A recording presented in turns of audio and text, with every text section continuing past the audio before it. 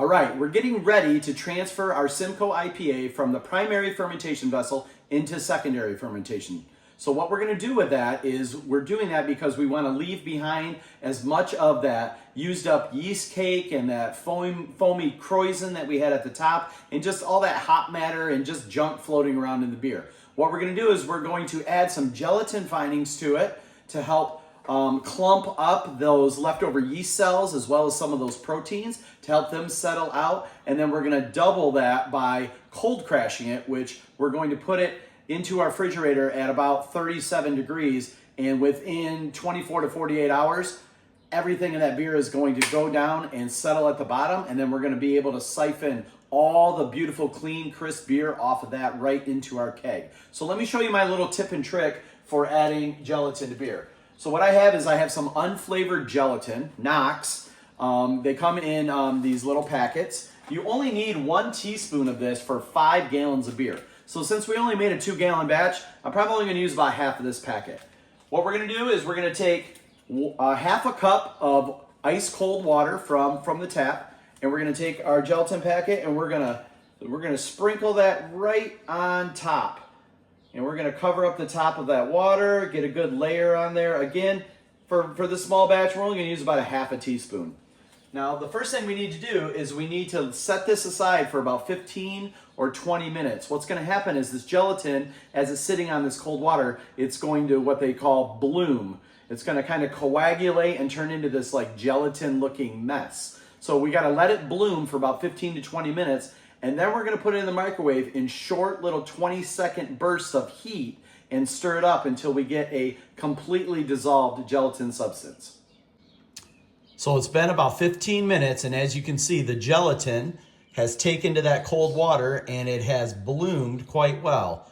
And now you can see kind of what I was talking about, is how that gelatin has started to turn into that gooey mess on top and at the bottom of the water. So now our next step for this is we're going to take it, we're going to put it in our microwave, and we're going to do it for 20 seconds at a time. We're going to do a little 20-second burst of heat.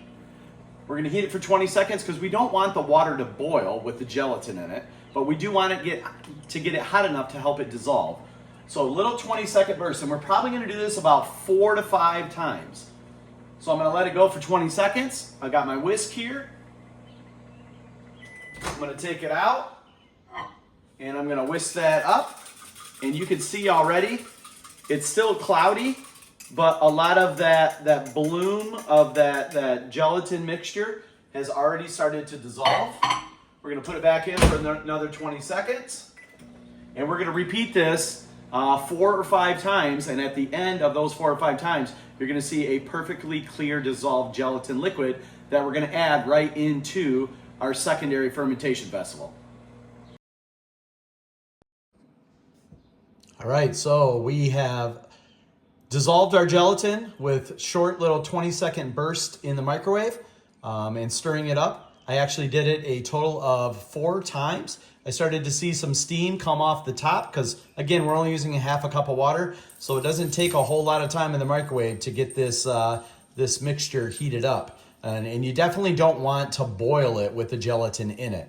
So just short little 15 to 20-second bursts. We did it 4 times. As you can see, the gelatin is completely clear and dissolved in, and we're going to pour this right into our secondary fermenter. Okay, so now it's time to transfer our beer from the primary fermentation vessel into the secondary fermentation vessel. So hopefully you have 2 different fermenters that you can use. There are a lot of schools of thought around transferring from primary to secondary or going straight from primary into a keg.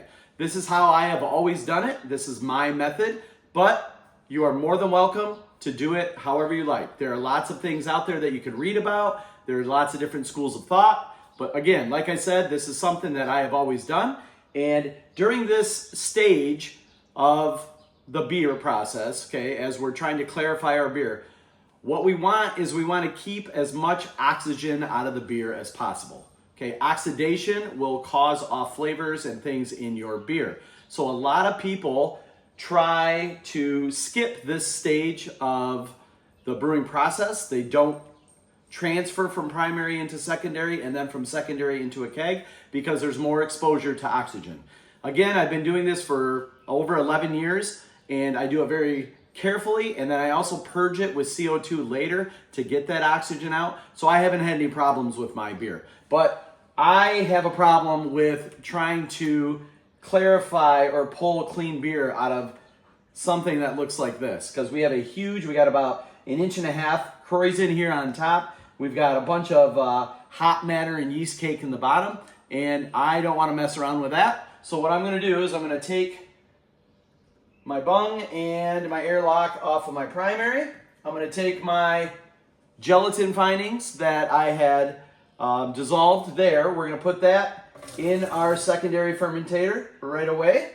And what we're going to do is we're going to rack this dirty, messy beer out of this fermenter right down into our clean fermenter. So we're going to use a little gravity. I'm going to put this down here. You're not going to be able to see it. But what we want at this stage is we want to keep this as slow and steady as possible without causing a lot of those oxygen bubbles. So we're going to use our siphon here. Everything was sanitized because we were touching that finished beer. So we've got this going down. I don't want to put it all the way down on the bottom because that's where that yeast cake is, and I don't want to pull off of that. I'm trying to clarify and keep the beer as clean as possible. So I'm going to keep a good eye on this, and when it gets down to all that sediment in the bottom, I'm going to pull the siphon out, and I'll show you what we have here in our secondary fermenter.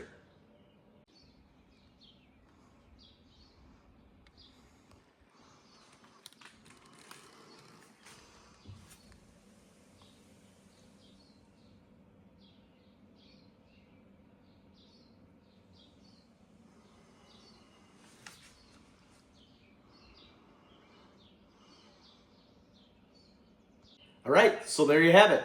We put our gelatin findings in our fermenter. We carefully siphoned the primary beer into our secondary fermenter. You can see a huge difference already. I'll show you what we left behind right here in the secondary fermenter. All of that hop trube and that spent yeast cake at the bottom.